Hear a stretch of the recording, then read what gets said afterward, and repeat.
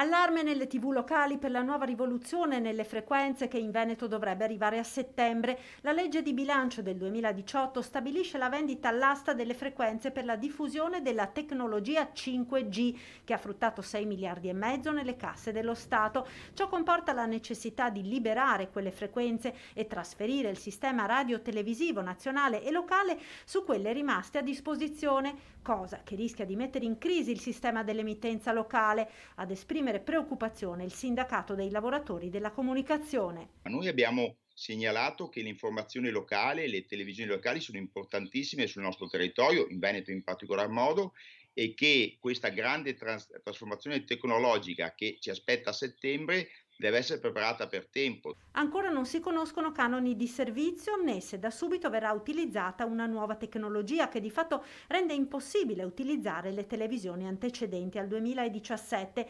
scelta che penalizzerebbe ulteriormente le emittenti locali e i ceti meno abbienti della popolazione, per i quali il sindacato chiede sostegni adeguati. Altrimenti rischiamo che le grandi televisioni nazionali occupano insomma, tutto lo spazio e le televisioni locali rischiano di non essere visibili. Uno dei casi gravi per quanto riguarda la provincia di Treviso è che ad esempio pare che tutta la zona, diciamo così, della sinistra Piave rischierebbe di non essere visibile molte televisioni regionali. Insomma, siccome Zaia è della sinistra Piave, ho scritto una lettera al presidente perché prenda in considerazione la richiesta di andare al Ministero e porre con forza la necessità che l'informazione locale veneta sia salvaguardata da questa trasformazione tecnologica.